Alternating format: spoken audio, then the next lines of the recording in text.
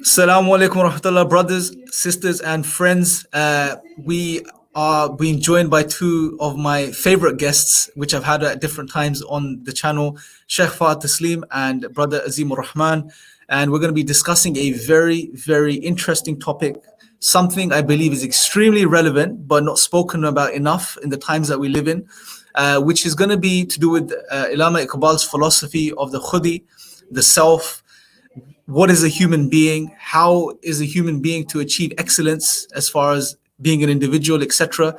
And we're going to have a nice, relaxed discussion with both of these special individuals, special to me at least, and I'm sure they'll be special to you very soon, maybe by the end of this live stream. So without further ado, Assalamu alaikum, Sheikh Fahad, Brother Azim. How are you guys? Let's start with the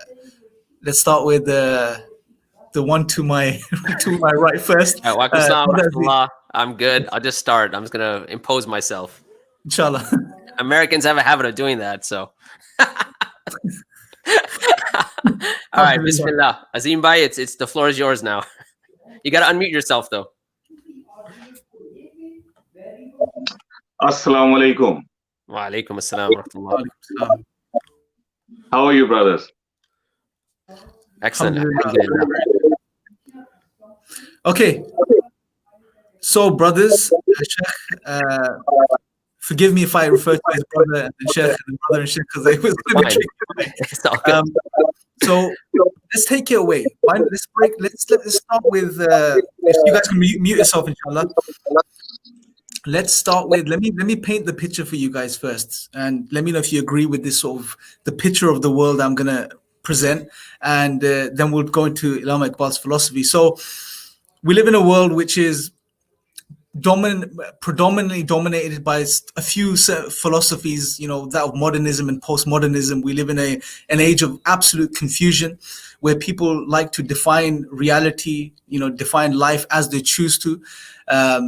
Anything goes pretty much. The focus is the dunya, the focus is the material world. The focus or the goal is attaining as much as you can of the material world. In such an environment where atheism is predominant or gaining traction, where people are associating themselves with irreligiousness, godlessness, they're not interested in the question, where nihilism seems to be something most people fall into, and they are finding ways of patching nihilism, meaning just finding ways of dealing with it, giving themselves meaning, making up meaning for themselves, whether that be through giving themselves life goals, whether that be through technology these days. Especially we have the social media culture, which has evolved into a phenomenon called TikTok as well now, which is absolutely crazy, and we're seeing the state of humanity being expressed through these mediums.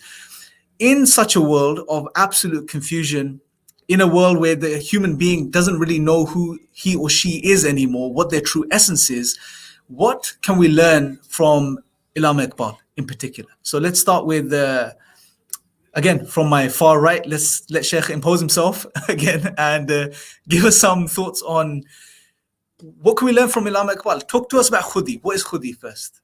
All right. Bismillah ar-Rahman ar-Rahim. Alhamdulillah Rabbil Alameen. Wassalatu wassalam ala Rasulih al-Karim amma ba'd.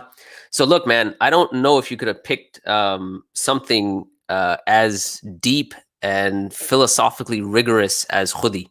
Okay? I mean, once you start studying it, you almost go down a rabbit's hole. Okay, so just from the very question you started, like define Khudi, like that in and of itself is not an easy question, right? So in terms of like, what do you mean by Khudi? A quick definition is, okay, in English you call it the self, all right? But then when you talk about the self, what does that even mean? Like what is your self in terms of you as a human being?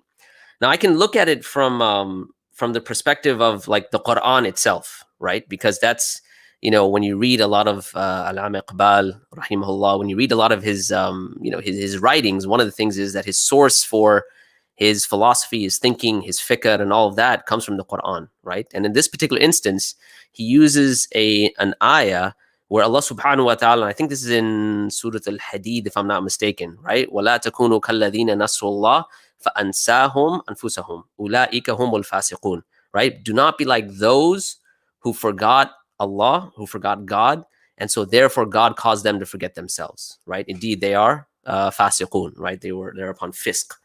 All right.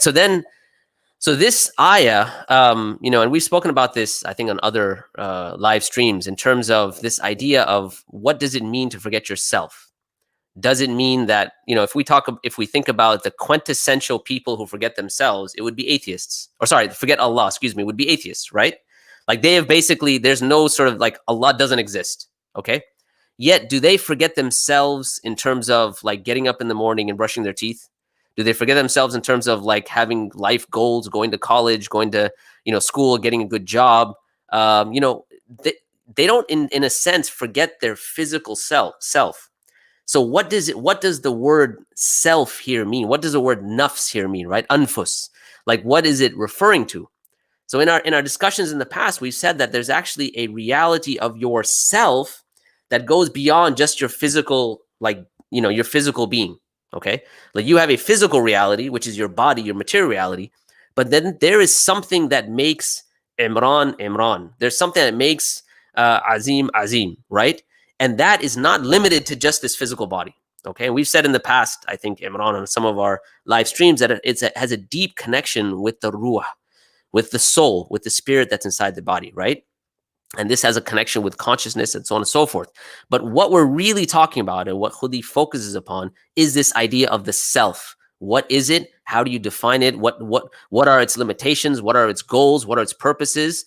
And from that perspective, that's where you get this idea of the Khudi, basically coming back to you as an individual, right? And I know, by the way, and I'm sure we'll get into this later, that Allama Iqbal, rahimahullah, uses the term ego, right? Which I was reading in this book that I mentioned, Man and Destiny, and it said that when he was trying to think of a term to apply to the self, and this term about ego, he said that really, when you look at language in general, whether we're talking about Persian or Urdu or even English for that matter, you don't necessarily have a term for the self that you can use in a positive light. When you think of the self, typically you think of like, yo, that guy is very arrogant, right? It's all about me, myself, and I, right? That's basically how it is. And yet, he's trying to bring it in a perspective where it's used in a positive sense by defining it in a way in relation to Allah subhanahu wa ta'ala. So again, as a definition, it's a difficult question. And I'll let Azim Bhai kind of expound upon that, inshallah. Inshallah, Jazakallah khair. So, Brother Azim, let's pick up from that. We're talking about the self. So, anything you'd like to add to Khudi? What is it? Yes, like as Sheikh Fahad have rightly said, that Khudi is a complex topic. It is not as easy as it may sound that you can just translate it into the word self. But Khudi has like so many dimensions in it.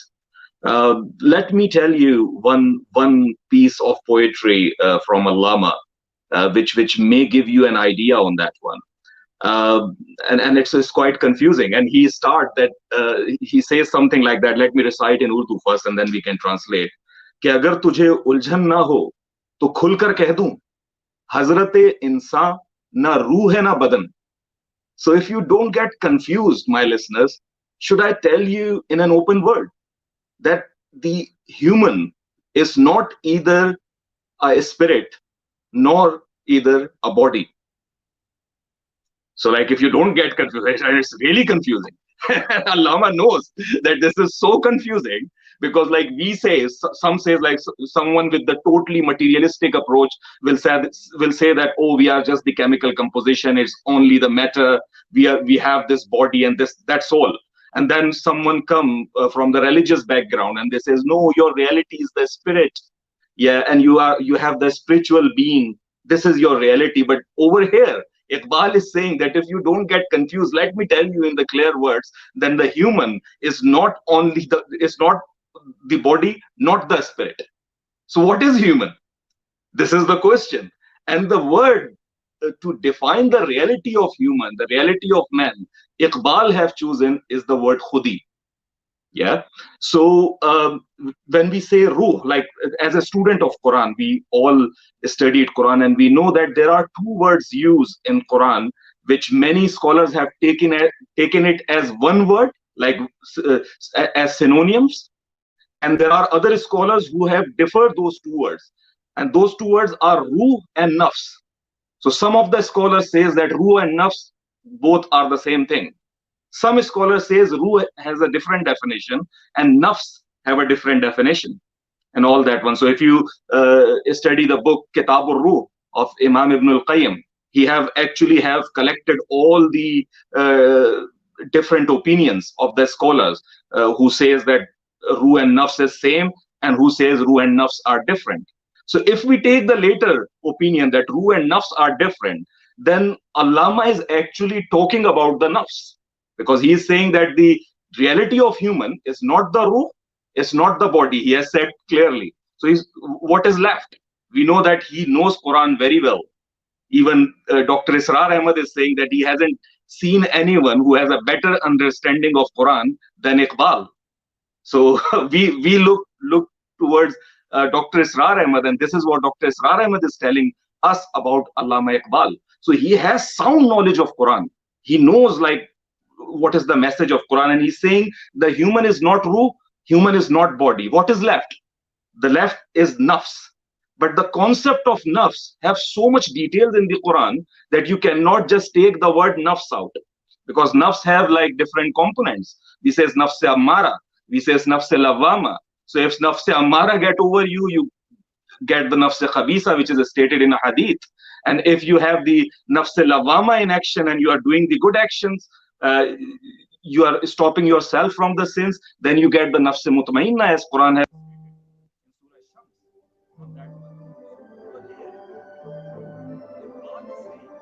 Azim bhai, your phone is, I think, ringing. That's why we can't hear you anymore.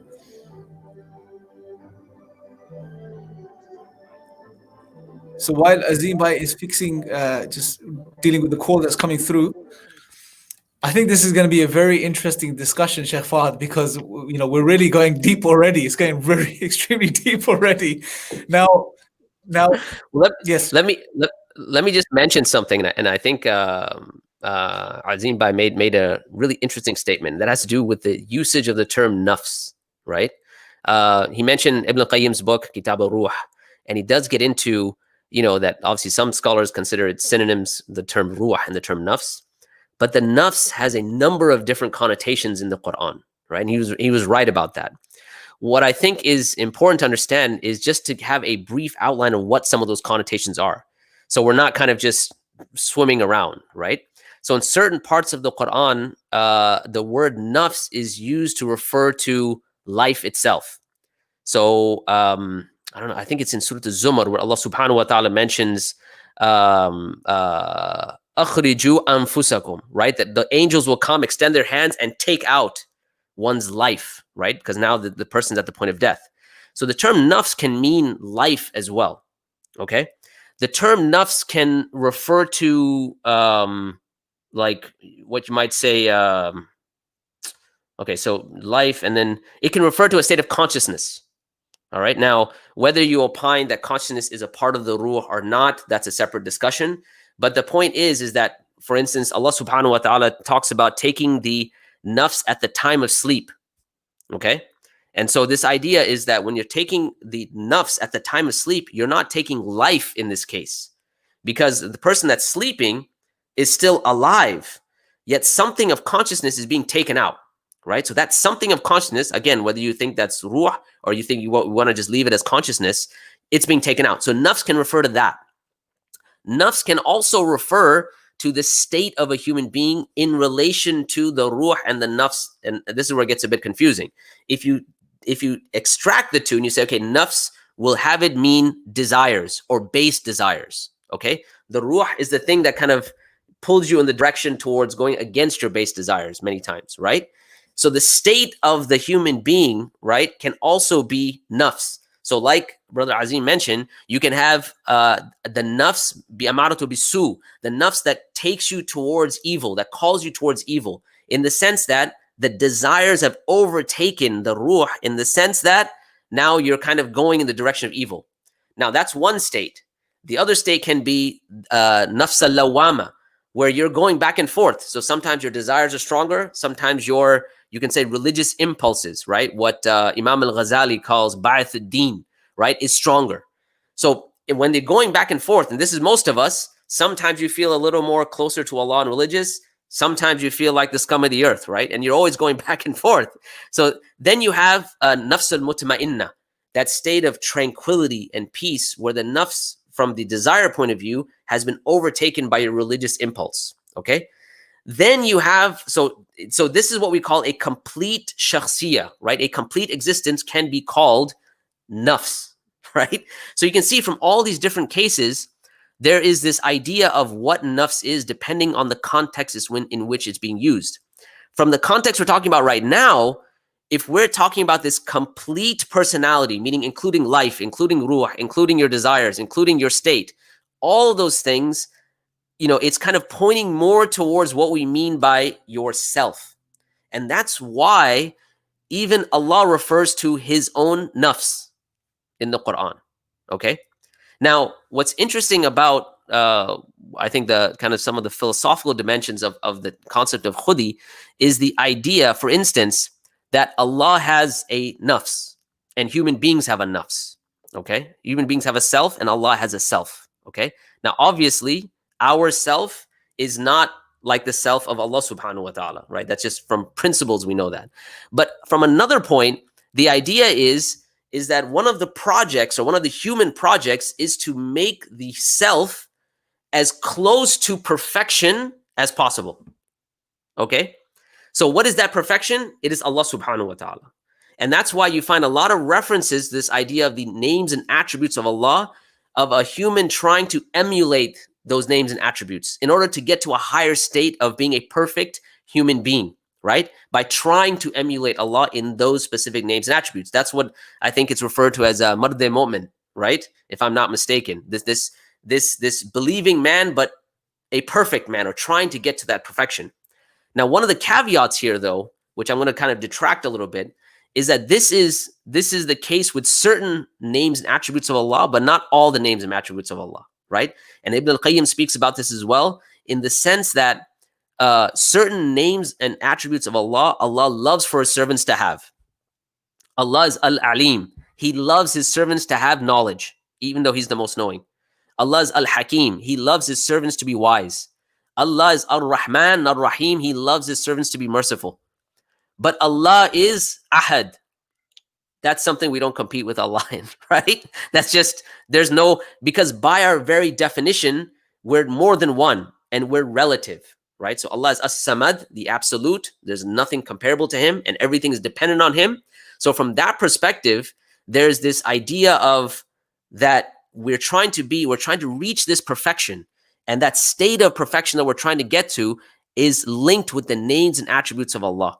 And the fact that the human being has a relation with Allah in a way that no other created being has.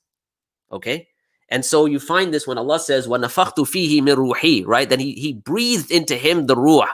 There's a type of connection, a rabt, that makes the human being different than any other created being, right? And from there, we get the idea of self. Like we can understand ourself. You can see yourself in the mirror.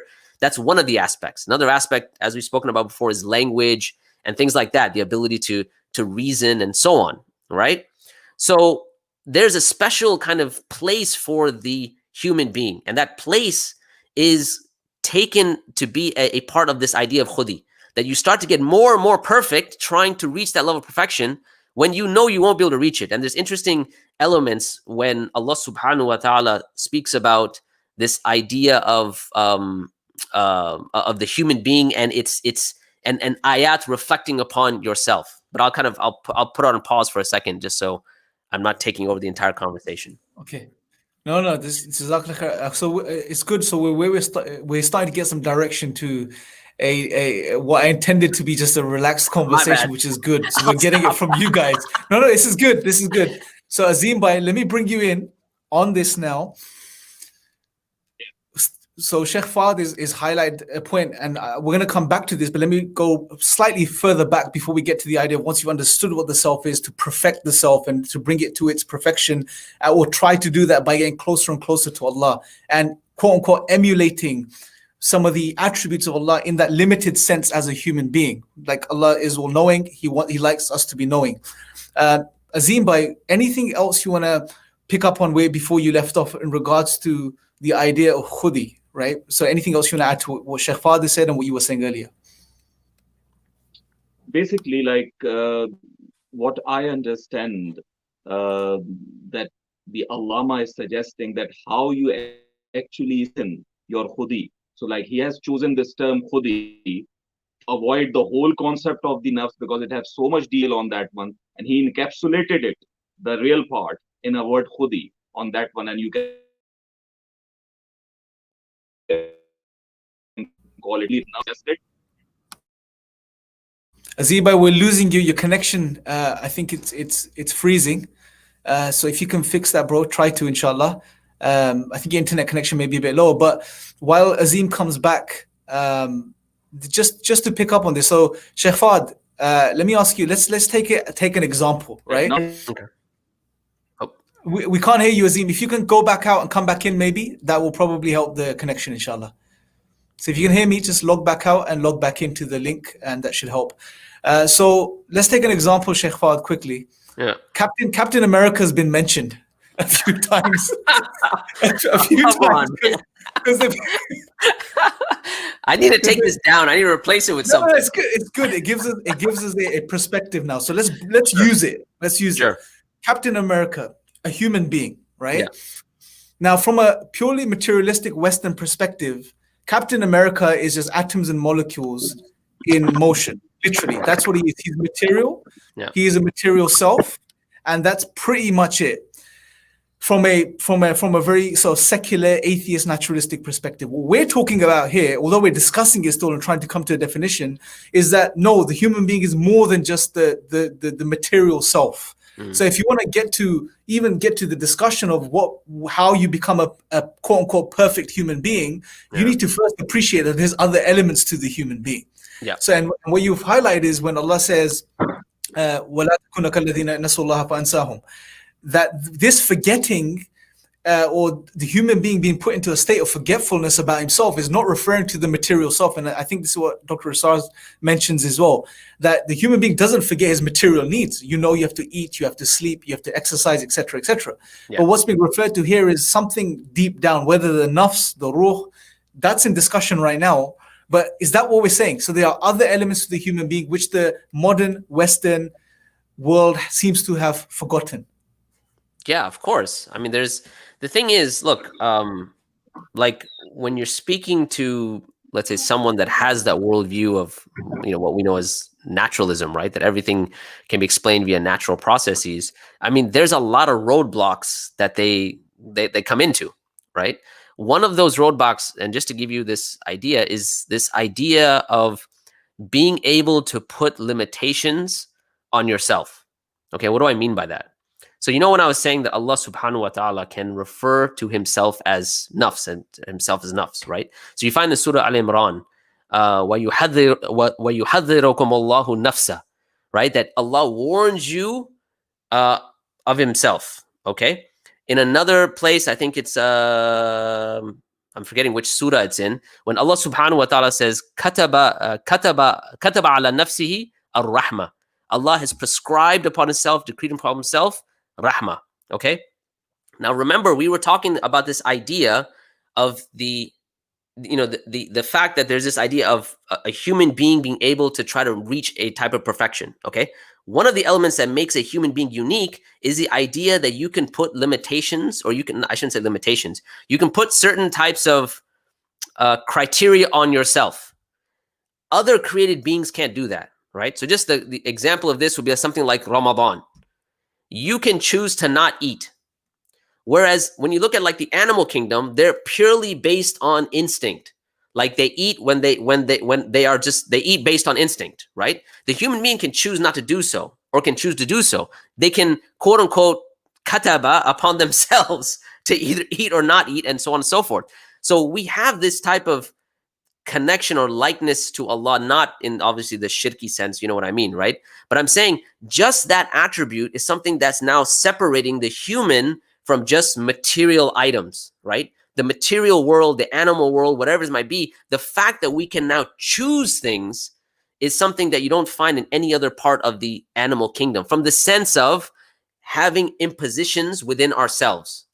Does that make sense? That I don't know if I lost people there, but No, you're good. You're good. So what you're saying is that there is something that distinguishes man from other creatures. yeah, And what you're highlighting is the aspect of free will and choice. no, To exercise your free will in a way where you can stop yourself from doing something which naturally, instinctually comes to the animal self, if you like, which is the material self, which is desires to fulfill those desires, etc. Right? yeah, absolutely. And obviously that has a connection with rationality as well, right? The fact that, you know, that the human being can rationalize things, and kind of look for things that are going to happen in the future and stop themselves from something, right? So for instance, like a dog can't look like, can't think about his retirement plan 10 years from now and say, okay, well, I'm not going to enjoy this pizza today and use the money to invest it in something else, right? Because the dog doesn't have this idea of, their themselves and the kind of the end benefit, right? So that restriction, the dog's not going to put it on itself in order for a greater benefit. That whole concept of greater benefit, later date is completely missing from when you look at things like the animal kingdom and so on and so forth, right? But my point was saying that, that when you look at the world from a purely materialistic point of view, right? One of the problems that arises is the concept of free choice that has a connection with rationality. Okay. One more thing. What I mean by connection with rationality is that no human will choose to do something that human deems to be irrational or immoral, right? Because we haven't even gotten into morality yet. Yeah. Mm-hmm. So even someone who's going to be robbing a bank or stealing, maybe that's immoral. But at that moment, that person sees that as a benefit, right? Mm-hmm. And so therefore they will choose to do that. Whereas that moral equation that comes in is part of the human project, where a person that's going to choose not to steal is going to do it by overcoming whatever desires they have at that moment. Does that make sense? Or am I I just think rambling on? No, you're good. You're good. I'll try to ensure to simplify if there's anything, because mashallah, some of the concepts you share can initially be quite heavy. Sure. So let's go back to Azim on that point. I think before we move on now, discussing these elements of the human being in further detail, let's try to pin down, and I know it's very difficult. This is something that, the experts in the study of Khudi, who have studied it on an academic level, have discussed and debated. But Azim Bhai, can we pin down as to what is referred to as Khudi?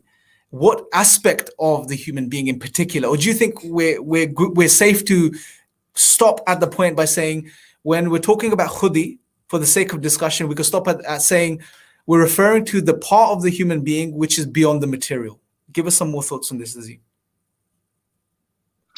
Definitely. You have said it all, Imran, in the end, that it is beyond material, and it is something you can call it as an essence of human being. So when we say that we have done something, or I have done this thing, what this I means? This I means not my body only. And as in Iqbal words, it's not even the spirit only. The self, the one self which will be accountable in front of Allah subhanahu wa ta'ala. We know when a person die, his body get buried, and after some time there is no mark of it remain, but still he exists, the self exists. So like this self, this essence is referred by Allama as Khudi. What exactly it is, like which material it will be built into, we can't tell.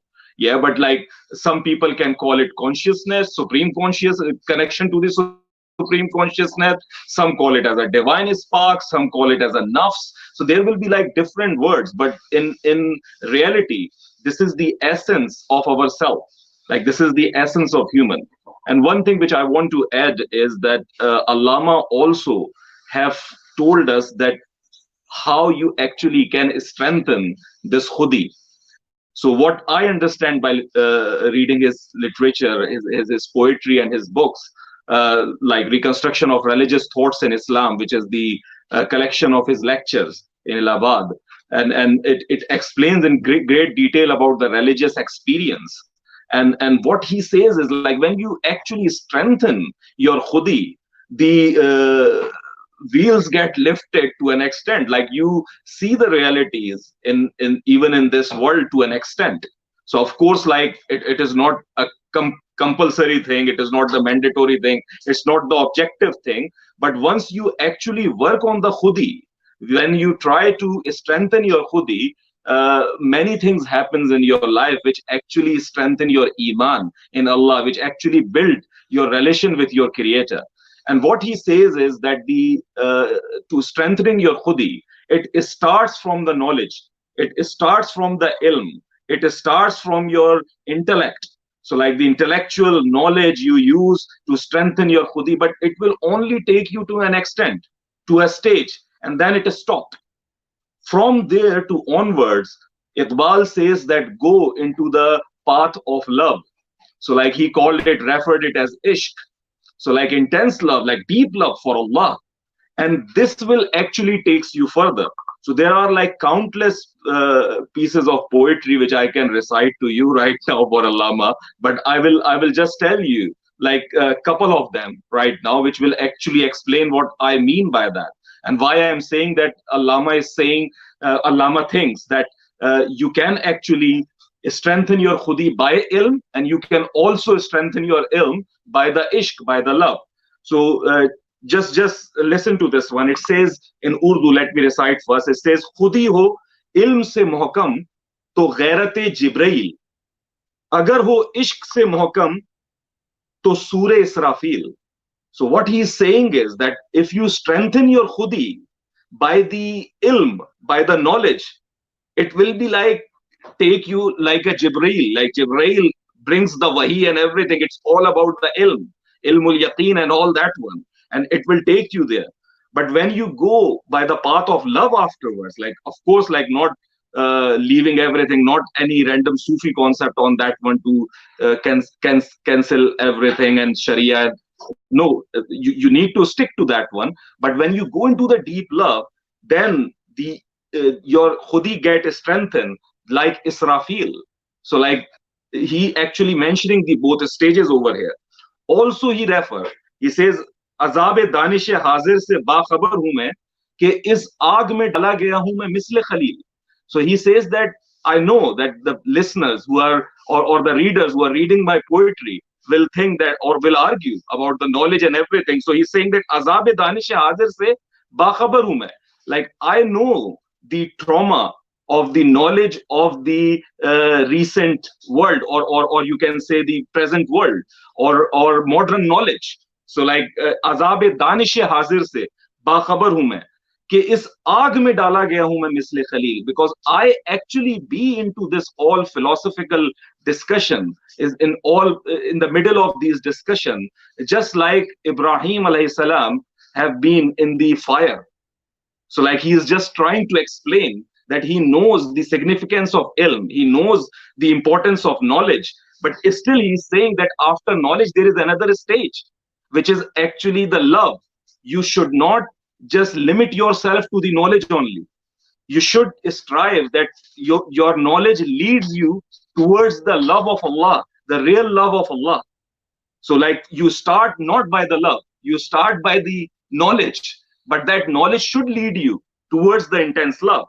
And the last poetry of the same poem is that मुझे वो दर से फरंग आज याद आते हैं, कहाँ हुजूर की लज्जत, कहाँ हिजाब दलील. He's saying that I still remember the lecture I used to have in England or in Germany, wherever he was studying in his life, that I still remember those dar se farang, the lectures of the people of West.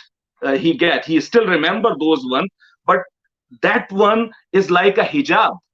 That was like a hijab dalil. That was the hijab of dalil. That was the veil of dalil.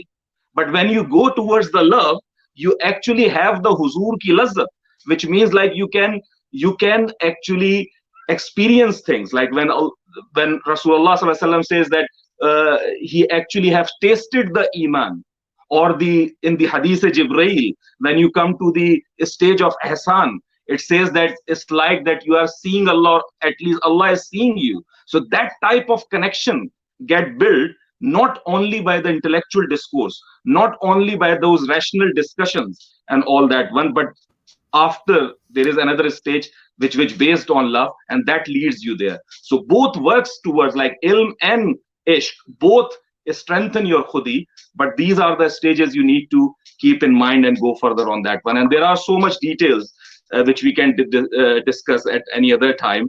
This is just the brief I'm telling you on that. Oh, exactly. That's beautiful. So one of the images, mashallah, that's emerging of a few things, just to now summarize it in a very sort of simple way, from a lay perspective, my perspective, and many of our perspectives that are watching. By the way, brothers and sisters, if I know you have questions that are popping up, we're going to do a Q&A at the end, inshallah. So be patient, save your questions for later so you don't have to repost them again. But one of the things, just to summarize what we're getting from what we've been discussing and what you guys have shared with us, is number one, when we're talking about the khudi, we're referring to the deeper essence of the human being, which is not just material, as the modern world would lead you to believe, that the human being is a sum of matter, atoms and molecules in motion, and we are here, you live once, most cases promoting the YOLO mentality, do whatever you want, enjoy the world, enjoy your life, amass as much material possessions as you can. That's the vision that's sold to humanity. But obviously people in the West and the East are starting to wake up and realize, especially the postmodern era where, it's all just random. There are no absolutes. There are no certainties. There is no meaning. There is no I, that defined I that we refer to. One of the biggest problems philosophers have dealt with throughout history, which is, what is this I? What is this self, right? They can't put a finger on it. But what Islam does is it speaks about the I. It informs you of the I. And not only does it inform you of the I, which Iqbal refers to as khudi, but it tells you how to perfect it and how to strengthen it and how to elevate yourself via it or through it. Now, Sheikh Fahd, on what I've just said, is that a good summary of what we're discussing here? Before we move on to discussing the development of khudi, is there anything else you'd like to add at this point?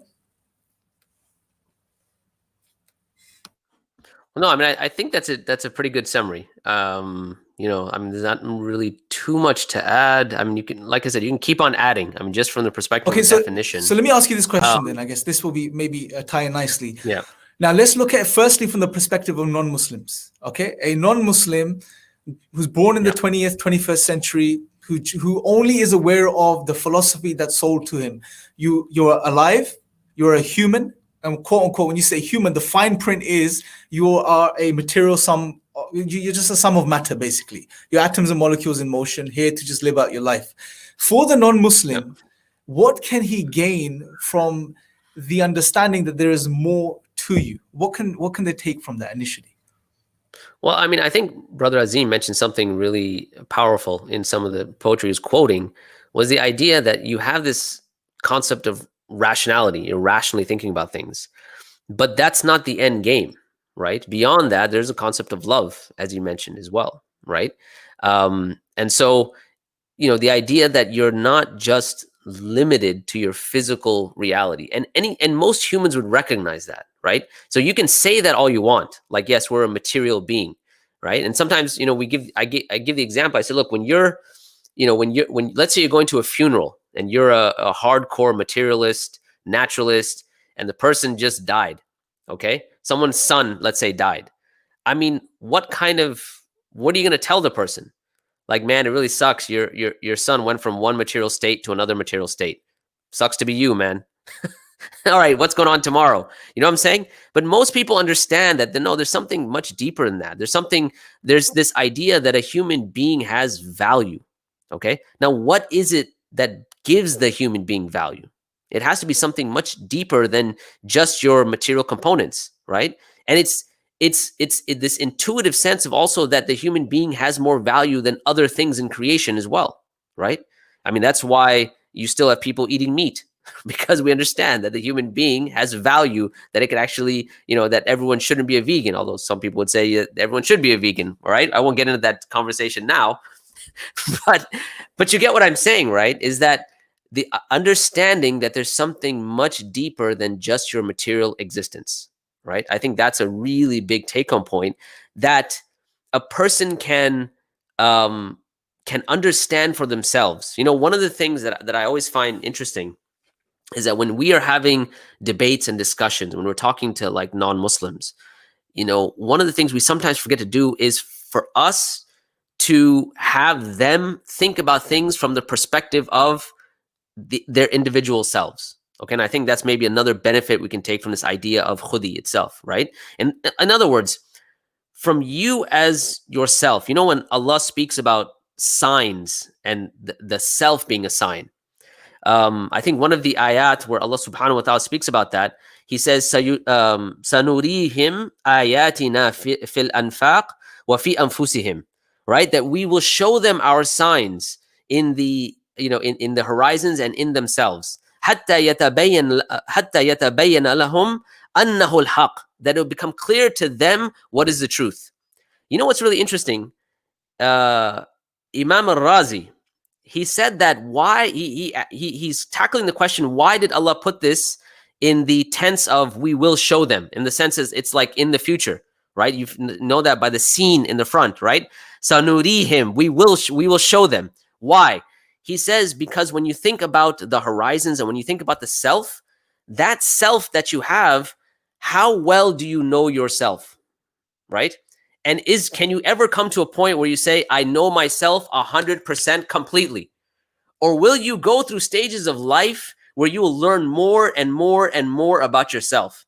And that's why Allah puts it in the future tense, because no matter what level you get to, you will always be discovering things about the horizons, right? Whatever, and we're not talking about this empirically, but even from the concept of understanding natural beauty and things like that. And I spoke about that in the webinar, so I'm going to go there. But from the perspective of the self, you will always learn things about yourself, right? Like as you grow older, you understand something, you understand something in your 20s that you didn't understand in high school. You understand something in your 30s that you had no clue about in your 20s. When you get to your 40s, certain things it's like this epiphany that you have. When you get to your 50s and 60s, you are always learning things about yourself. And it's interesting that Imam Razi says that's why it's in the future tense, because you're always learning things. And those things should always be taking you to the fact that Allah is true, in the sense that the whole idea that's presented in the Quran about worshiping Allah alone is true, right? All of that should point towards it. And that's why it's in the future tense. Yeah.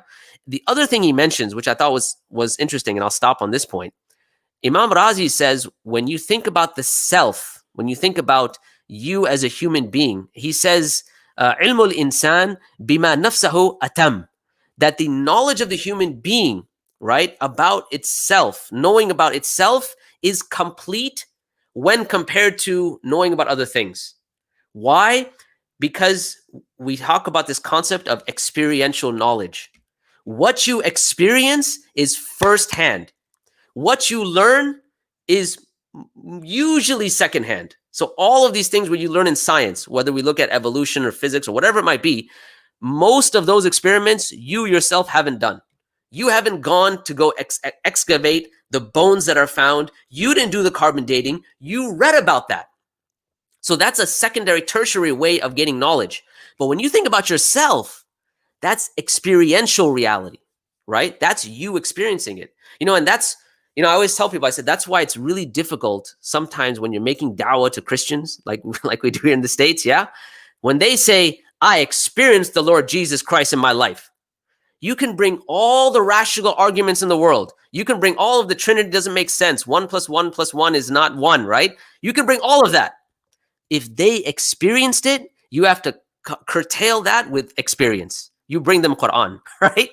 Because what you know via yourself and your experience, that's very hard to argue someone out of that. Yeah. And so to make, to kind of buckle this back in and bring it back in, one of the benefits of understanding that we are more than just our material being is that that's a reality that everyone can experience for themselves, right? Anyways, I'll stop there. Yeah, that's beautiful, mashallah. Jazakallah khair. Brother Imran, Yes, Brother Rahim. I would love to add something over here, what Sheikh Fahad has said. So he has mentioned about Imam Razi, and he actually have told us that why it is so important to actually have that self-experience with that one, that self-connection. And he has quoted Imam Razi for that one. So it actually reminds me one of the poetry of Allama Iqbal, in which he has says that अगर तेरे वजूद पर ना हो नुज़ूल किताब गिरा कुशा है राजी ना Sahib कशाफ. It means that if You are reading the Holy Quran, and you are not having the living connection of self with that Quran. You are not getting that revelation. Like, you are not reading the revelation as a live connection, living connection. Then gira kusha hai razi. Then the knots of your head, knot of intellect, knots of your questions will not open by the tafsir of Imam Razi, and not by the book of the Sahib Kashaf, the one who wrote the book Kashaf. So like he's saying that you should have a live connection, that personal experience connection with the Quran. On that one, only then you have that opening, like you will understand what is going on. Otherwise it will merely be a knowledge or a type of information which you can use to debate, but it will not give you that nafs mutmainna, which is the end goal for all of us. So Brother Azim, it just reminds me, isn't it, and correct me if I'm wrong about this, but I thought, I think I was reading one of the biographies in which Allama Iqbal mentions that one of, like, a good piece of advice his father gave him was to read the Quran as if it's being revealed to you directly, right? Definitely. Obviously, this is not saying that obviously we have a love for the Prophet ﷺ. Obviously, we're not saying to negate that, but in order for it to come alive, you know, he said his father gave him this advice that he was able to take with him. And I think what you mentioned, it's very powerful. Is that correct, or am I mistaken? When he was very young. Yes, you're right, Sheikh. You're right, Sheikh. When he was young and he was reading the Quran one day at the time of Fajr, after the Fajr, he was reciting the Quran. His father passed from there and he advises him that read the Quran as you are getting the revelation. Just don't read it as any other book or as an intellectual practice or anything. You should have that living connection. So that advice is stay in his head, in his life, till he become an adult, and then he goes in further in the life. And then when he was doing all those poetry, this piece of poetry which I have told you, that agar tere wujood par na ho, wujood is again the word for self. Tere wujood par na ho, existence. Wujood means existence. If your existence, if your self is not getting the life connection of the revelation, then even the Razi can't help you. Even the biggest scholars like any other can't help you on that. SubhanAllah, SubhanAllah, very profound. Sheikh Fahd, I want you to share with us. The ayah is not coming to my mind, but you'll know what I mean. It's one of the ones you expanded upon many times before, and it was one of the first mind blows you gave us, which was where Allah speaks about the stages in not referring to you like first person, and then when he says he breathed into you, and then there's a shift in pronouns, or no, a shift in pronouns in who the person that's referred. It's Surah Sajda. I'm trying to remember. It'll come to me. Why don't you keep going, and I'll try to think of it. If you can share that with us when it comes. I will a little bit later, inshallah. Okay. Let me look it up actually. Inshallah, brilliant. So this, look, I'm going to bring in. So let's go back to the modern examples of some atheists. Now, there are some atheists today that are trying very hard to completely do away with the concept of selfhood, of the self. So, for example, Sam Harris, in his book Waking Up, this is one of his predominant attacks. He's like taking the philosophies, ideas that were introduced during the Enlightenment to a whole new level. He's now coming out and he's saying, look, the self is an illusion. It doesn't exist. I mean, and the way he tries to argue this, which is absolute, it's just, I can't think of any words without sounding just aggressive towards him, but it's just stupidity of the highest level. So he will turn around and say, and as he does in his book and in his lectures, he turns around and says, well, the self doesn't exist. And the proof of this is when you go in search of the self, I mean, he says, sit down, relax, start looking for where the self is. Look inside yourself. Where is it? Is it in here? Is it here? Is it behind your eyes? Try to locate it. And what you'll see is because you can't locate it, it's an illusion. It doesn't exist. Now, one of the obvious problems that comes across with such an idea is, well, what's going in search of the self in the first place, right? What is it that's going in search? Right? There has to be a thing, a self that goes in search of the self. And if that doesn't exist, then what's looking in the first place, right? And if you realize that, then there's no need to go in search for the self, because the self is evident through your manifestation or you manifesting this desire to go in search for the self. It's almost a vicious circle. What anything else you want to add to these types of ideas some new atheists are pushing that are trying to attack the self completely and deny it completely? Well, I mean, the only thing I'll add is that it's really a ridiculous position, right? Because again, from the point of view of a human being, look, one of the things we have to understand is that at the end of the day, you know, and we say this all the time, like we're not rational robots, right? Like we have to understand that we have a number of levels of complexity that are not just attached to our material reality, right? So that has to do with our emotive states, our psychological states. You know, that has to do with the you know, triggers that are around us, and so on and so forth. There's so many different levels that to boil it down to something as simple as just material matter, it's just no one, you know, who really thinks about things for more than 5 minutes will actually even believe that, just from their own experience, right? I mean, I know there's a lot of arguments that go against, well, you know, is experience really true knowledge? You know, that's another kind of philosophical discussion, things like that. But, you know, you have to really, you know, as an individual, if you think about this, yeah, if you say, look, I'm not going to trust my own experience, are you going to include sensory experience in that, right? Because that also is a form of experience in a certain sense. You know what I'm saying? Like, you are seeing things. What exactly are you seeing? Like, you have the functionality of sight by way of light, by way of your eyes, by way of lenses within your eyes, and how light is refracted and so on and so forth. But what is it that actually sees? Now, if you say it's nothing, well, this just, no one's going to believe it, because everyone has experienced sight.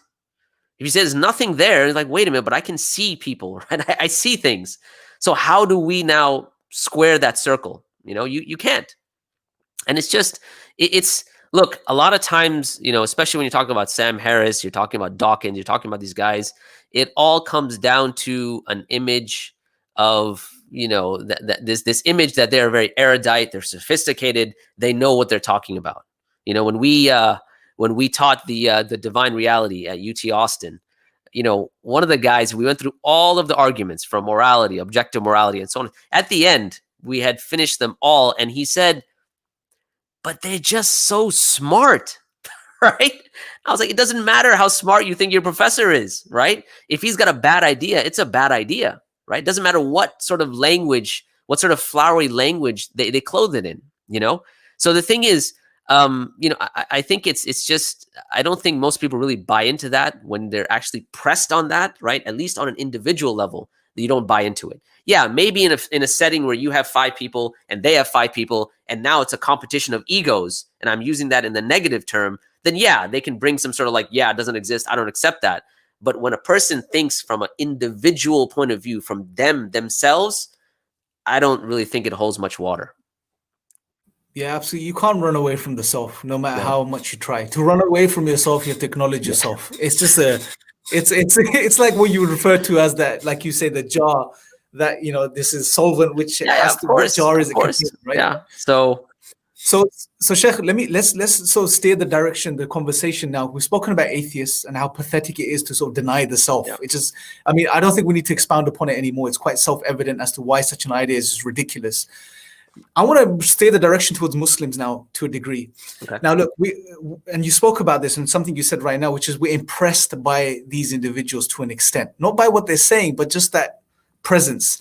Now, one of the things I think, especially for the Muslim world, especially the Eastern Muslims, let's take history into context there. We live in post-imperial times where the Muslim mind has been fragmented, if you like, to the point where it's almost like they've lost their own identity. And I know this is a hard way of looking at it. Let's call a spade a spade.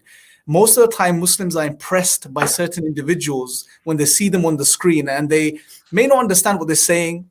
They just overlook the stupidity of some ideas and just get impressed by the image. A Muslim world, a Muslim individual that lives in a time, post-colonial times, where, you know, we have lost our own way. We've lost connection with our own tradition, with the source text, the Quran and the Sunnah, something Iqbal emphasized over and over again from the little I've read of him, which is to go back to the source material, go back to the Quran, go back to the Sunnah, study it. That's where the power is.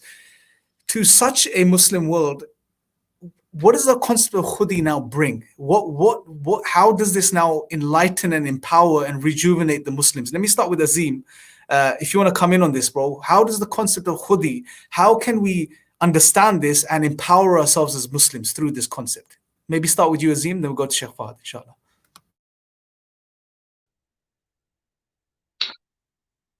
Yes, Imran. I think Khudi, like for Muslims, to me, honestly, this is just the matter of terms. As I said earlier, some can use the word self, some can use the word ruh, some can use the word nafs, and so on. And it exists in the entire human history. You don't have to be a Muslim to understand that you have a self. You have someone inside you who's your real self, who's actually right now talking to you, who you are addressing to, and so on. So, in order to realize that, in order to understand what is the importance and all that, to me, connection with the Quran, yeah, that is the key, man. Like I would say that you don't need to go to a PhD scholar, you don't need to do a Cambridge course for that one. If you only actually study the Quran and try to have the connection with the Quran, and Quran is not a book which have like several volumes, like it's like thousands and thousands of page you have to read. No, it's a reasonably small book. You need to study, you need to make a connection to it, and that actually will explain you, that actually takes you onto the journey which we are talking about right now. So as I'm saying, that it is not the word we are using, it is the meaning behind that word which matters. So the word khudi, even a person, if he does not understand the word khudi, let's say he hasn't listened to this conversation of Iqbal at all, and still he knows that there is something inside him which he needs to develop, whatever word he refer to that reality, that will be sufficient. And I think this connection can only emerge in the true sense from the Quran, and it works for Allama in the same way as I said earlier. So this is my stand on that one, Imran. Also, Imran, I need to take your leave right now. I have to go somewhere. I have a commitment. So I'm sorry. I really want to sit down here, and I'm enjoying the conversation like anything. But I think I need to take your leave. I have to go somewhere. No problem, Azima. Jazakallah khair for your time. We'll probably do a few follow-ups on this, bro, because we're just scratching the surface right now. Jazakallah for sharing your insights and bringing although Sheikh Fahd wanted to speak in Urdu as well today, which we'll probably get him to do in a second. We'll probably get him to do in a second, but Jazakallah for sharing the Urdu poetry of Iqbal first and translating. No, it was beautiful. Jazakallah khair, and I'll second that. It was really a pleasure having you. May Allah subhanahu wa ta'ala bless you, bless your family. And it's really nice listening to you too. So, Jazakallah khair. Jazakallah khair. Assalamu alaikum. Wa alaikum salam. So, Sheikh Fahad, let's pick up on that. I was going to come to you now anyway, which is, okay, Muslims, we find ourselves in a particular state where we've lost, to be honest, I call it, quote unquote, a type of religious nihilism that we're experiencing to a degree, which is we associate with the term Islam, we associate with the term, we understand we're Muslim, and we try to be the best Muslims we can, but nevertheless, there's still something missing. We've lost an aspect of our identity, that spark. Yeah. And another thing that Azim said, just to reiterate, which I think was profound, which was it's not only about Iqbal. Muhammad Iqbal's contemporizing it by saying it's called Khudi. Yeah. This is a concept within the source text, within Islam, something Allah informs us of. Right. How can we now benefit from what we're referring to as Khudi today, which is what Iqbal brought to the table? What is the essence here? What can we take as Muslims from this and move forward, inshallah? Well, so one of the things that like I'll share a personal experience. How about that? That might be able to, instead of getting into complicated phrases and things like that, let me share a personal experience. Okay, so I don't know if you know this, but I went to high school in Pakistan, in Islamabad. All right, I don't know. Did you know that? I don't know if you knew that. No. I now that you said that, recall you saying that when you were right. So when I was growing up, I was born and raised here in the States, and at a certain age, my parents kind of saw that I was kind of going crazy. All right, just kind of living life, YOLO, whatever you want to call it. They said, you know what? What's a great idea? Let's take him to Pakistan. And when we take him there, we'll drop him there, and then he will, flourish into whatever, like someone who's just, who's got everything, in line correctly, So what I tell people is like, I actually didn't have that experience. In fact, I think I corrupted more people in Pakistan than they helped me, right? Just because when I got there, I was like the cool American kid, no accent, nothing, right? And so it was great because here I was the nerdy brown kid, right, in school. But once you get to Pakistan, it's like, wow, he actually speaks English without an accent, or I guess with an American accent, whatever we consider without an accent. I know the British don't, but anyways. So, and one of the things that I kind of learned in my time in Pakistan was the idea that, identity is extremely important, right? One of the means by which people, at least at the time, were able to reconcile this idea of what is your identity is by attaching that identity specifically to Pakistan, right? Not so much so, and maybe this was the context of the people that I was around, not so much so Islam, but Pakistan itself. So your identity was attached to your nationality, basically, right? So instead of me kind of going to Pakistan and strengthening my Muslim identity, what was strengthened was this identity of being Pakistani. So when I came back to the States, people would be like, oh, so what are you? And I would say, well, I'm Pakistani, right? I'm from Pakistan, and I'd whip out my Shanakhti card and be like, see, right? Anyway, but then what happened was that, and I went and I finished college here. And then it wasn't until I started working for a company here that someone asked me about Islam. Okay. And they didn't just ask me. This was a Christian lady who was my manager, and she was making dawah to me to accept the Lord Jesus Christ in my life. Okay. And it was at that point that I was like, look, I don't know about this Trinity stuff. All that stuff obviously is wrong, but I need to find out about Islam. You know what I'm saying? So what I'm trying to mention with this, and that's where the whole kind of journey started, was in fact when I came back to the States and I was pressed against my beliefs, right? I was pressed against what is Islam and what's so valuable about it anyways, Identity becomes a really important issue. And one of the areas that kind of, you can say, the philosophy of Allama Iqbal stresses is the idea of identity itself. Right? In many of his poems, he always speaks about this idea of the Muslims losing their identity. Okay. So for instance, you have the poem, what is it? Iblis ki Majlis Shura, right? And it's an amazing poem because it's like Iblis, he's got all of his minions and they're speaking. And basically, Iblis is saying, like, he's basically giving you the rundown of all the various philosophies and all of the various systems and isms and schisms that they have, and kind of negating all of it. And then he comes to the point of Islam and he compares it to, they say like those, like when you're doing a barbecue, you have those red coals that are at the bottom or they're kind of burnt out. And it just takes a wind to ignite them again, right? So he says, and so Shaitan in this poem is basically saying, well, like Islam is like that. It's just going to take one wind and boom, it's ignited again. Yeah. And so that comes back down to the idea of formulating your primary identity, right? Establishing that your identity is tied part and parcel with Allah and His Messenger, sallallahu alaihi wasallam, right? And that identity is, it transcends everything.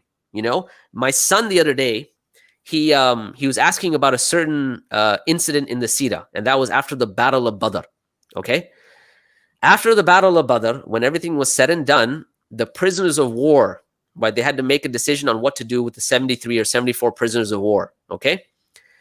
When that decision was, they asked, okay, so what should we do? The Prophet ﷺ consulted Abu Bakr and consulted Umar. Abu Bakr had the softer opinion, the more merciful opinion, let them go. Umar had the harsher opinion. He said, take each person, let them take a member of their family and cut their heads off. Okay? He had the harsher opinion. It's Umar, right? So later on, Umar comes back and the Prophet ﷺ went with Abu Bakr's opinion, okay, to have the softer opinion. When he comes back, he finds that the Prophet ﷺ and Abu Bakr are crying. And he says, Ya Rasulullah, tell me what you're crying about so I can join you and cry, right? This is how much love they had for the Prophet ﷺ. So basically, to make a long story short, Allah had revealed ayat that it's not befitting for a people when they are in a position of weakness to show mercy, right? Now, my son was having issues with this. He's like, wait a minute. So you're saying that it should have it should have been harsh at that time? And the entire point was, when we were looking at some of the benefits and reasons of all that, and one of the things is that when a community is in a state of weakness, it's not mercy to let people go, right? And I gave him the example. I said, look, if the United States went to war with Cuba, and Cuba has some prisoners of war, and they say, okay, we'll be merciful and let them go, I don't think so, because the United States is basically going to say, look, if you don't let them go, we will demolish you, right? So it's not really merciful. At that point, you want to show a sign of strength. But in addition to that, what they wanted to do, and why did Umar say, let Ali take a member of his family and kill him and so on? So that they understood that the bonds of Islam are stronger than the bonds of even family, right? And this is the entire concept of identity where it comes in, right? That your allegiance, your pledge is to Allah and His Messenger before anything else, right? And so what it comes down to is that if you take this as a means by which you move forward, that Allah and His Messenger, that's your primary identity, whatever anyone throws at you, you can easily navigate it. I mean, you remember when I came to London and we were doing that 10-day, intense seminar, and people would be like, well, what about this problem? I'd be like, yeah, so what?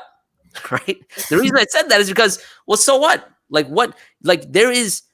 You have to understand, and Hamza mentioned this as well. He says kufr will always contradict itself, right? If you have that mindset, you understand that Islam is supreme no matter what they throw at you, then that very mindset will get you long and far. And it all comes down to your identity. And your identity is intimately tied with yourself, with who you are, your khudi, right? For lack of a better term. SubhanAllah. Jazakallah khair, Sheikh. So look, let me press you on that a bit more now. So let's go a bit more specific. We're talking about this identity as a Muslim, or identity as a human being as well, which is to recognize yourself. And going back to Iqbal, the very first thing you mentioned was the ayah, which was the bedrock of his whole philosophy, his whole way of thinking. Everything he presented, which was وَلَا تَكُونُوا كَالَّذِينَ نَسُوا اللَّهَ فَأَنسَاهُمْ أَنفُسَهُمْ. This now, let's bring this back to the table, and I think maybe we can wrap up on this and then do some Q&A, inshallah. Okay. Do not be like those who forgot Allah. And what was interesting, when I looked at the ayah and I looked into this word a bit more, nasya, to forget, it's not a type of forgetting that's done because you've forgotten something which wasn't important. Yeah. It's a forgetting which is a deliberate, intentional turning away, forceful turning away from something but you're forcing yourself to forget. You're deliberately trying to forget, which sort of leads to this understanding that the belief in Allah, the recognition of your creator, which leads to the recognition of yourself, is something innate and natural to human beings. It's there. Yeah. And it takes great effort to turn away from this. Yeah. If that's the case, we still, Muslims, find it sometimes very difficult to really find themselves in that way, which is to turn back to Allah, connect with Allah, to the degree where you can not only find yourself, but develop your true essence as a human being, which again ties back with the concept of the Khudi, which is to perfect it, to really find yourself. And some of the outcomes of this, if I'm not mistaken, Iqbal mentions is it should render you fearless. It should render you not a slave to anything or anyone else other than Allah. Yeah. It frees you from that perspective as a human being when you truly find yourself. Yeah. So it's how do we now practically start to achieve this identity and perfect it? Give us some tools here. So the Muslims watching this, that may watch this, what can they do to lighten that coal which is burning, but it's subtle? What could we do? So I'm going to agree with what Azim left with, and that was to establish a relationship with the Quran. Okay, one of the things that we have really kind of lost is a really deep relationship with the Quran. And I'll tell you, one of the maybe you want to call it a tragedy of the Muslim kind of mindset is the idea to take the paradigm that they're in, and then even when we study the Quran, we look at it from that particular paradigm. All right. So if the world now is about technological progress and about empirical analysis, then let's look at the Quran and see where are the scientific miracles in the Quran, right? Whereas Allah does not address us as, you know, these type of like empirical robots. Okay, yes, there's arguments in the Quran and so on and so forth, but Allah is addressing us as human beings. Okay, you know, the ayah that's been central to all of this, which you just mentioned, right? وَلَا تَكُونُوا كَالَّذِينَ نَسُوا اللَّهَ إِلَى الْآخِرِهِ. Like, do not be like those who forgot Allah, so Allah caused them to forget themselves. You know, this ayah spawned an entire philosophy, right? The Khudi is like, it comes from there, right? And you can dig down deeper and deeper and deeper, and this is just one ayah, right? Like, think about this. Like, there's this concept of mafhum al-mukhalafa, right? In other words, you take the opposite of what is the ayah speaking about, right? So do not be like those who forgot Allah, so Allah caused them to forget themselves. There's a hadith which is weak, but I'll tell you a little bit about that in a second. But the hadith which is attributed to the Prophet ﷺ, but it's weak, it's almost the opposite of the ayah. In other words, it's basically, it says, man arifa nafsa arifa rabbahu, right? The one who knows himself knows his Lord. Now the hadith is weak, it's attributed to the Prophet ﷺ. It's also attributed to Ali radiallahu an and others. But what's interesting is scholars actually wrote a commentary on this weak hadith because of its meaning. All right. Ibn Taymiyyah writes on this, and he says, what does this mean? Man arifa nafsahu arifa rabbahu, right? The one who knows himself knows his Lord. He says, you can understand this in three main ways. And again, it's tying back to the ayah we're speaking about. He says, number one, it's the idea of i'tibar, or reflection, right? In other words, you understand things about yourself, and that's how you're able to understand things about Allah, right? You understand what it means to be alive, okay? Again, this is not something you do in a lab. You directly experience what it is to be alive. And so when Allah says that He is Al-Hayy, the ever-living, you now have a frame of reference to understand who Allah is. So you truly know yourself, you truly know Allah, right? Obviously, He's maximally perfect in that. But if you didn't have the concept of life as a means to know who Allah is, then you couldn't know who Allah is. It's only until you know yourself that you know Allah from this angle. He calls it i'tibar, to reflect upon that, right? There's commonalities between these two names of life, right? Life of the human, and then the infinite life of Allah subhanahu wa ta'ala. He says the second way is what's known as muqabala, comparison. You know, the one who knows himself knows his Lord, okay? You understand yourself as a comparison to Allah, and then it renders you, kind of puts you in knowing what your place is in relation to Allah. Okay, what do I mean by that? So for example, and I've given this example in the past too, is when you come across, let's say, the month of Ramadan, there is a name of Allah that Allah is Al-Ghani. Allah is free of all needs. He is bountiless. In other words, that he doesn't have any needs, okay? One of the needs of the human being is to eat food, right? That's a need.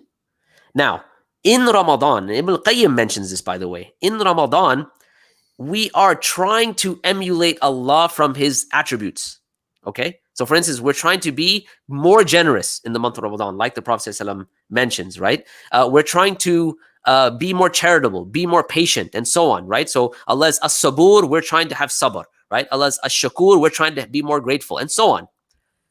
Allah is al-ghani. He's free of all needs. In a sense, in Ramadan, we're trying to be like that. We don't eat. But at the time when you're about to break your fast, you realize that in your effort to try to be al-ghani, you are totally faqir.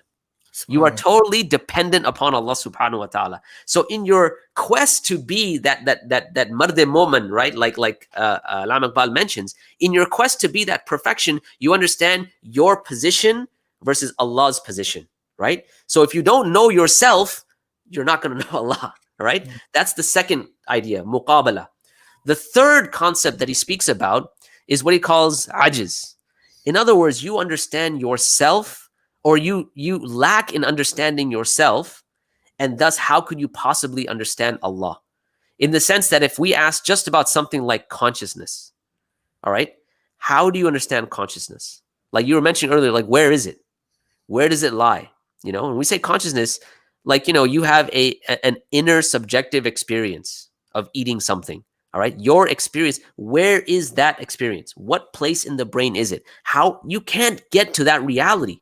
If you can't get to that reality about yourself, how can you possibly get to that reality about Allah subhanahu wa ta'ala?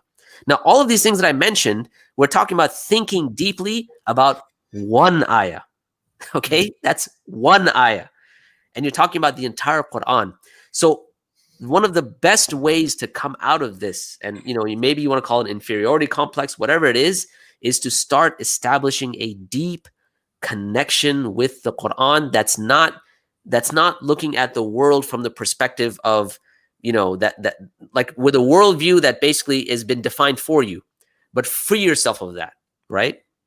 Khudi to kar buland itna कि हर तकदीर से पहले खुदा बंदे से खुद पूछे बता तेरी रजा क्या है, right? So you have this type of freedom that you're like, okay, you're exploring things within the Quran from the worldview of Islam. Yeah.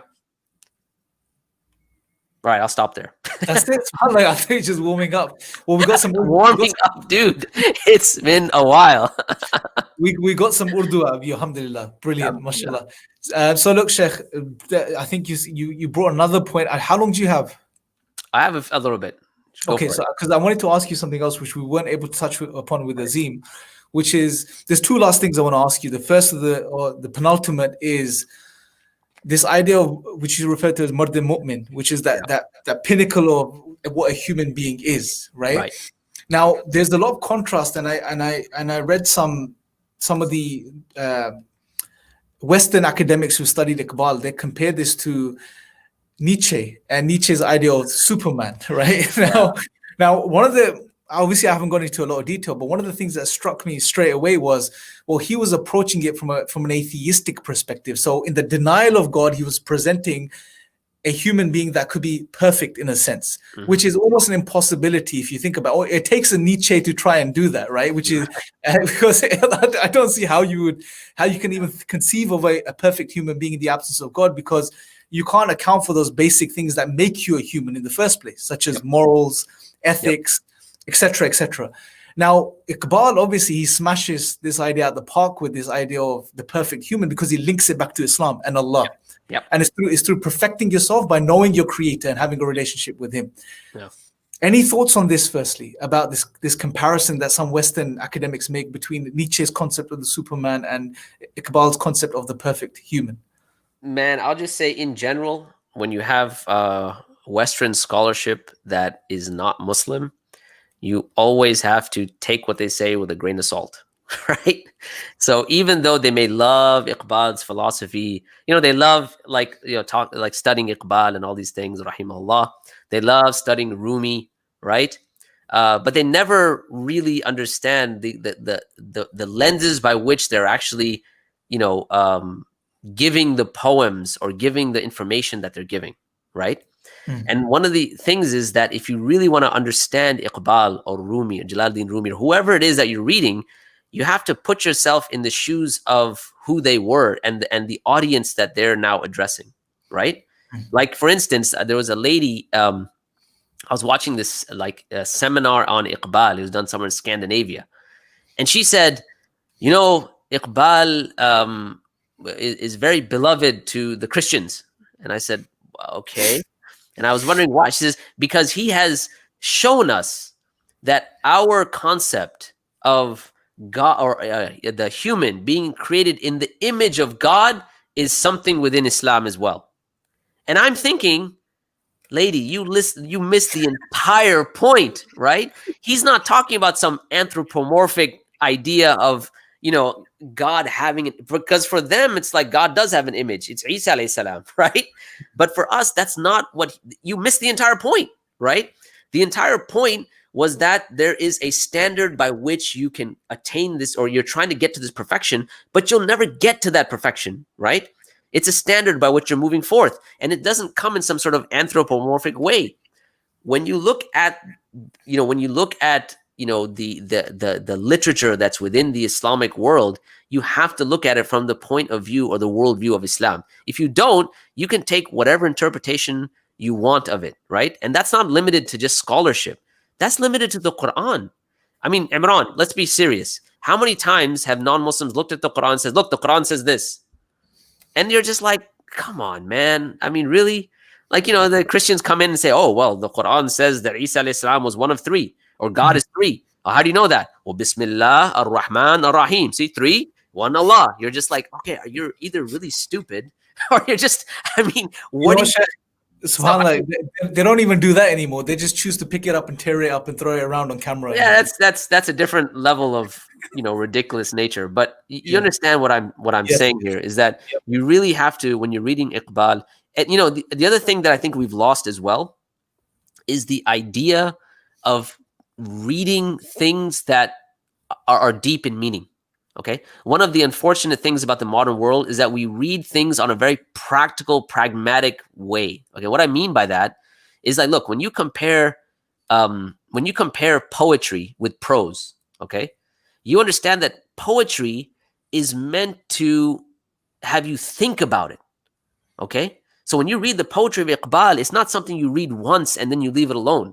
It's not like a chemistry textbook. Okay, you read a chemistry textbook, you read it once, you got the information, you pass your exam, khalas, you may never pick it up again, right? Maybe for reference.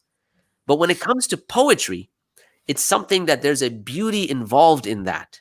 And there's a beauty involved which causes you to go back to it again and again and again and to think with a deep sort of what was the author intending here, right? Mm. If that's the case with poetry, how much more so is it with the Quran, right? So I think it's we really have to get out of this entire worldview of just we're going to look at everything empirically, right? Mm-hmm. I mean, this was Shaitan's problem. If you go right back to the beginning, his whole thing was like, oh, this thing, this thing that Allah created, this thing that He created out of dirt, but ana khairum min, I'm better than it. Why? Well, it's dirt. I'm made out of fire. How good, but he's just looking at the external. He forgot, or he didn't see, or he's missing the point. وَنَفَخْتُ فِيهِ مِنْ رُوحِي, that he breathed into Adam alayhi salam, the ruh, the soul, right? Which is really where you get the entire concept of human value, etc. So we have to take a step back. By the way, the word tadabbur, when we say Allah says, أَفَلَا تَتَدَبَّرُونَ الْقُرْآنِ, do they not? And people say reflect. Tadabbur, right? It means to take a step back. That's literally what it means, right? Mm. And that's when you're approaching the Quran, that's a part and parcel of how you study it. Like when you're writing something on a chalkboard, when you're up close and you're writing it, you can write. When you take a step back and see what you've written, it could be all crooked, right? And going all sorts, but you'll only see that reality when you take a step back, right? When you're coming to the Quran, you have to take a step back out of the worldview that you're in and take it with, this idea of, that your worldview is one of Islam. SubhanAllah, what you just mentioned there just reminds me, it's almost like through Allah presenting what Shaitan did at that point, which was to just, I am made of this, is almost it became an archetype for us to reflect upon, that you don't want to fall into this state of arrogance. Humility is the solution. It's the starting point almost. Yeah. Otherwise, you fall into this, and you see that same mentality being reflected through some of the atheists, etc., in the world today, which is, I know best. I know better than God, etc. But let me wrap up. And brothers and sisters, I know you've been patient. May Allah bless you. If you have questions, please put them in now while I ask Sheikh Fahad the last question. A bit more of a toned down, relaxed question now. Let's move away from the philosophy and the depth of things. Sheikh, practically, give the Muslims some advice on how we can start to develop the self. Khudi, call it whatever you want, the self, and get closer to Allah. I know you've mentioned connecting with the Quran several times, but give us a few more really, really, really pinpointed practical steps, say 3 or 4 steps we can start taking right now in our lives to start to reestablish that relationship and finding ourselves again. Okay, so I'll give you very, practical advice, inshallah. Back to our practical, empirical. No, I'm kidding. All right. So look, when I said connecting with the Quran, that's one. All right. But that goes hand in hand with other things as well, right? Part of that is having a serious program of learning the Arabic language. Okay. Without the Arabic language, you will not be able to enjoy. Oh, by the way, I found Surah Sajda, but we can talk about this some other time. But anyway, you won't be able to enjoy things like iltifat and things that are really give the Quran its flavor, right? So to find a program, even if it's like 10 minutes a day, where you're able to gain something within learning the Arabic language. When we, when I started on the journey of learning Arabic, we didn't have nearly the resources that people have today, not even close, right? So you have the resources. So one of those is find a program, spend 10 minutes a day and engage with the Arabic of the Quran. Aside from that, take some time out for self-reflection. Take 10 minutes out where you've cut yourself off and you're just reflecting upon yourself, your day, and how much of your day did you spend purely for the sake of Allah, right? At the end of your day, right? Or first thing in the morning, whatever it might be, how much time, like you really have to ask yourself, out of everything I did today, out of all the things I did, right? Whether they're lectures, whatever it might be, of the Quran that I read, how much of it was sincerely for the sake of Allah, right? How much of that will I be able to see on the day of judgment, right? And that should bring within the person this idea of needing to do more. As much as, as much as we think about things, we understand that we are very limited. We don't do enough. We don't worship Allah enough. And it's really important for us to take some time out and to have that realization. Right? Dr. Srad mentioned something. We were talking about nafs and ruach. He said, the term nafs, its trilateral root, you can also get the word nafas, right? Which means like exhalation, okay? To breathe, right? Nafas, right? Like ruh and riyah. So ruh is the soul, riyah is like a wind, right? So the concept, he says that, I think he mentioned Sheikh Saadi or somebody, he says, and just like that, when we think about the connection between nafs and nafas, the breathing, right? He says when you breathe in, you take in oxygen, and that's to nourish your cells. And when you breathe out, that takes all of the bad attributes, right? It takes all the things that you need to get rid of, and takes it out. He says that every breath requires you to have 2 shukrs. It's very profound, right? Every time, as he goes, if that's the case, who can say that they worshipped Allah enough, right? So taking some time out, just spending, if it's after salah, but just take those 10 minutes, 5 minutes, 3 minutes, and just ask yourself, what have I done for the sake of Allah today that I'll find on the day of judgment, right? And you'll find yourself deficient, and you'll find yourself asking Allah and making tawbah and things like that, right? The last thing I'll mention is that as we get closer to winter months, the Prophet ﷺ said that winter is the springtime of the believer. Okay. And so what you have to realize is, and Ibn Rajab mentions this in terms of how is it the springtime of the believer? He says, why? Because the days are very short and the nights are very long, right? So if you're going to now fast, right, do this extra fast, nafil fasts, this is like a gift that Allah is giving you, right? Especially if you live in like UK, man. I mean, you guys have your days like pretty short. Like you get up and then you like, stretch and then boom, it's time for Maghrib, right? It's super short. And you get the reward for a full fast. And the nights are long. And so getting up for that last third of the night is very easy, right?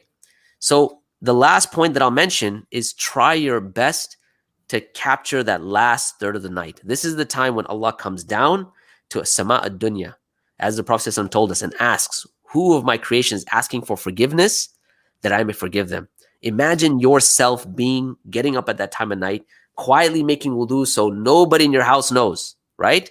And you're standing there pouring your heart out to Allah, recounting your sins, all of your inequities, and you're saying, oh Allah, you have said by way of your messenger, you are asking who is asking for forgiveness so that I may forgive them. I am your servant, your slave that has come here at the door of the King of Kings, of the one who is Arhamar Rahimin, to ask for forgiveness. So, oh Allah, forgive me, right? And then Allah says, who has some need to be fulfilled so that I may fulfill it? So ask Allah and pour your heart out with all the needs that you have. right? Even as something as mundane as, hey, Allah, I want a six-pack, whatever it might be, just pour it out, because that's the time when Allah says, you know, that you know, he will answer that dua, right? And it's like one of the people of the past said, he goes, how foolish is it of the person who wants something yet sleeps it away when the door of the king is open? SubhanAllah. You know? Jazakallah khair, Sheikh. May yeah. Allah bless you. And just to just a last point I want to make, bringing Captain America back into play, is what we one thing we can take away from this. And I know there's a bit of rhetoric here, but I think it's important because it's been such a. I mean, so many people have pointed out as Captain America, so we're going to use him in a positive way. All right, inshallah. Is that Allah has given us an opportunity to be greater than these superheroes in a way, because not in a way, in every way, because you know, he's told us what the truth is, what reality is, why we were created, and he gives us an opportunity at every waking moment of our lives to make the most of the time that we have on this earth. And what could be greater than that? And he's given us free will. You know, he's given us the intellect. He's given us all of the faculties and tools necessary to find him and connect with him. And that's those are real superpowers if you think about it, subhanAllah. Yeah. So that being said, Sheikh, I've got a question up. Why don't you start going through them and I'll keep popping them up on the screen. All right. How long do you have? So just so I know, I can. Let's see. I have about 15 minutes. So okay. I got to bounce. There you go. So that's your first one. It's on the screen, inshallah. Can you see it? All right. Epistemic scientific concept of Allah as the alpha reality. What do you think of this? With this, we can scientifically justify Allah to the atheists. I'm not sure about the concept of alpha reality. I've actually never really heard that. Are you familiar with this? Alpha? I don't know. But I will say this much. The whole idea of scientifically justifying, I mean, science as a method is related, is concerned with this world, right? With the material world.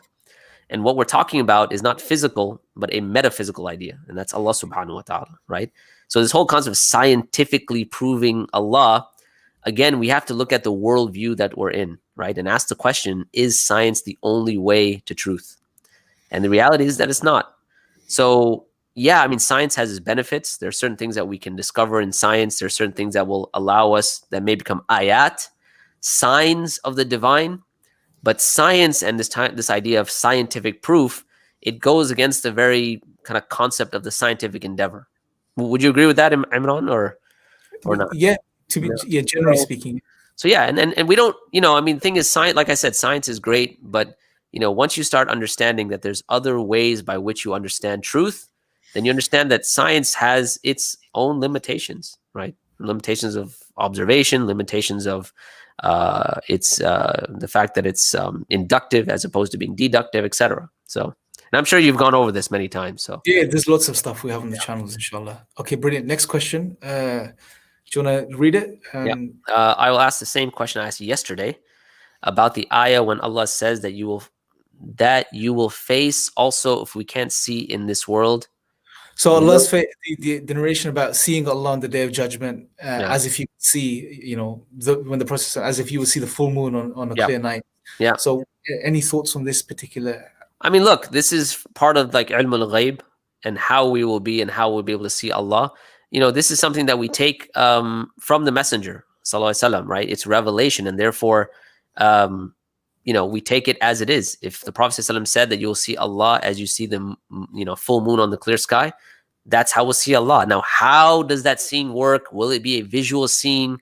Will it be some sort of other direct seeing? Look, we don't even know how seeing per se in terms of our, you know, conscious reality works in this dunya. And we're talking about in the akhirah, right? So we can't figure it out here. I mean, you just have to wait and see, pun intended. Alhamdulillah. I think that's sufficient. So, question, Sheikh. I think they're asking, what does it mean to have ikhlas? Oh man, like these are questions that need like full like sessions, man. So a test for you. Summarize it for us, inshallah. Let's see. All right. So ikhlas. So ikhlas comes from the idea of purity, right? So it comes from this idea of, you know, khalasa shay, like it's to purify something. So sometimes the term is used to, for instance, when you talk about purified butter, right? Khalasa zubidu, etc. But it's essentially what it's talking about is this idea of having a pure intention, a pure niyyah for the sake of Allah, right? And you'll find many books of hadith, they start off with the very famous hadith, innamal a'malu bin niyat, right? That actions are but by intentions, right? So intentions have a very significant role in the fact that any deed you do has to fulfill two conditions. One is that it's done purely for the sake of Allah, right? Which is back to the intention. And the other, it has to be a deed that is according to what Allah wants, according to the sunnah, right? It's like I was telling my son the other day, because he always comes up, well, I had the right intention. And I said, look, Abdullah, you can't just say I had the right intention and do whatever you want, right? I said, you can't rob a bank and say, well, I did it for the sake of Allah, and so I'm going to give all the money to sadaqah. And it doesn't work like that, right? So the point is that any sort of deed that is going to be accepted by Allah has to have both those conditions. The status of Ikhlas, and to reach Ikhlas, is a very, very, very difficult journey to take. And it's a journey, right? So you constantly have to keep yourself in check.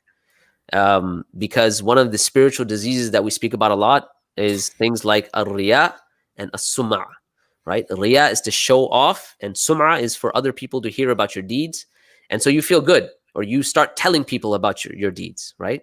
And this is very dangerous, because now your intention is shifted from doing it for the sake of Allah to doing it for the sake of people, right? And this is something that's difficult to find. Like the Prophet ﷺ said, it's like a black ant walking on a black mountain in the middle of a dark night. That's how subtle it is. And so remember, I was talking about those moments of introspection, those moments of time with you and Allah alone. It goes back to this idea of ikhlas. You'll do things in the public. You'll make da'wah in the public. You'll do maybe talks. You'll come on to, a live stream with Imran, whatever it is. And all those things are public. And it becomes very difficult to make sure you have ikhlas in those instances. But getting up in the last third of the night when no one's around, you have a better chance of ikhlas, right? And so without having ikhlas, without having that sincerity, we should be worried, right? And always be on guard. And Allah knows best. Bit of a light-hearted question by Mamuna. Drop a few more lines if you. Man, if you can. I don't know if I can really drop a few more lines. I mean, that's just, to be honest, that's the one that's really stuck in my head, and it has to do with something I'd rather not expound upon. Okay, back my days of Jahiliyyah, right? So I'm going to leave that one alone, inshallah. That's a very. I'm going to ask you about that privately, definitely. I think there's another one that I know I'm going to butcher, but I thought it was very powerful. In fact, you know what? I'm not going to butcher it. Let me read it to you. Yeah. And it ties in what we were saying. So Iqbal says, "Kafir ki ye pehchan hai कि आफाक में गुम है," right? So and the translation here said the unbeliever loses himself in the universe. I don't think that's a good translation, right? Anyways, so Mumin की ये पहचान है कि उसमें गुम है आफाक, right? And so while the universe itself is lost in the mu'min, right? And by the way, it's not a really good translation. But the reason I think that's really powerful is because it goes back to our whole thing about, are we looking at things empirically? Right? Is it just a universe? So, and he talks about the kafir being lost in the universe. To him, all of this razzle dazzle is amazing, and you can just be lost in it, right? But to the one that really thinks deeply about Allah, the mu'min, the one that's trying to, understands his purpose, so on and so forth, it's like the universe is lost within inside of him, or the universe itself is inside of him, Anyway, so I think that refutes that particular. Well, I read it, so that's not really fair. So. Well, okay. Alhamdulillah. Okay, so Sarah Khan, this is I think going back to translations, I believe one of the reasons of religious nihilism is different translations of the Quran, which maybe throws people off, I assume, by different people who go to every limit to present their own narratives in the shape of adding parentheses. What's your thought on that? Because there are so many translations. Do you think that has an effect on people's perception or connection with the Quran? What's your take on this? Of course, there's no doubt about it. I mean, there's I'm forgetting who the philosopher was that talked about something called like the problems of paraphrase, right? And the idea that you cannot paraphrase a poem and have it have its original effect. Okay? In other words, once you try to and then we're not even talking about translation yet. We're just talking about taking a poem and explaining it. But the reality is, it's the poem, the rhythm, the beauty, the way the words come together, all of that makes the poem. the explanation of the poem, the paraphrasing the poem, is not the poem. You get what I'm saying? So if that's the case with just explaining and paraphrasing a poem, and that's, again, a human work, right? So how much more so when it comes to the words of Allah and trying to paraphrase that, right? That paraphrase is not the Quran. You know, it's going to have some level, that translation, not even paraphrase, that translation is not the Quran. The Quran is the Quran, right? And so therefore, translations are always going to have a degree of opinion. Okay? Just to give a really simple example, Mard Mu'min, how do you translate that? It's well, you can say it's difficult. You can use 101 different. Okay, if you go word by word, right? The believing man. Okay. But the translator here translated it as the perfect man. Okay. Now, if you went word by word, the first translation would probably be correct. Literally, right? It's the literally. But why did he translate it as a perfect man? Because he studied Iqbal. He understand what was the goal of Iqbal in mentioning Mard Mu'min, right?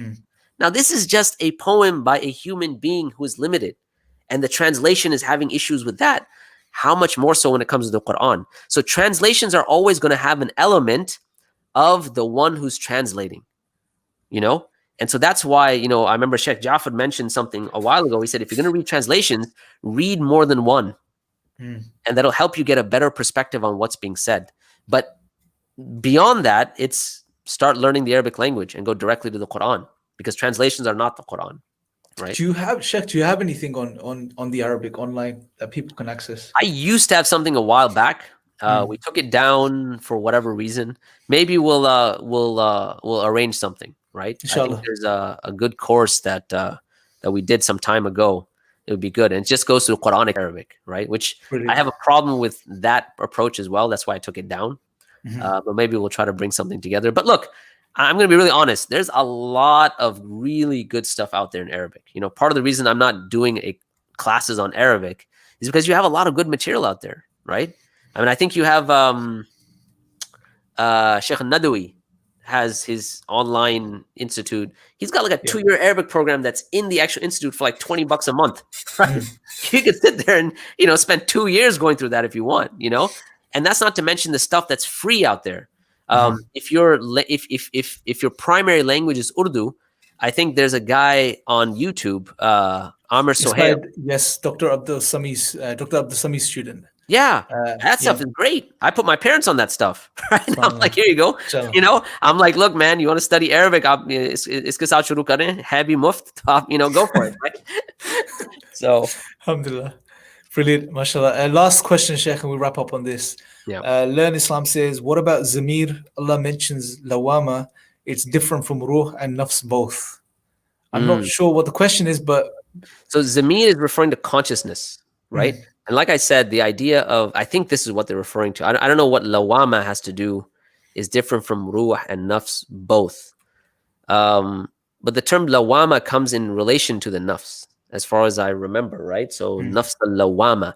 So it's talking about the state of the Nafs itself. So the state of the Nafs in being in this Lawama is this kind of like, what is it in relation to the kind of the pulling forces between the Nafs or the base desires and the religious impulses, right? Your religious impulses are going to are pushing you to do things morally correct, are pushing you to connect with the Quran, are pushing you to fast in Ramadan, to do the 5. Okay, then you have your desires. I'll pray later. I've got to eat now, whatever it might be. So these are two forces that are going back and forth, right? So when you talk about your nafs as an entire personality, you're talking about the, you know, nafs al-lawama is basically going back and forth, right? Like the qalb itself.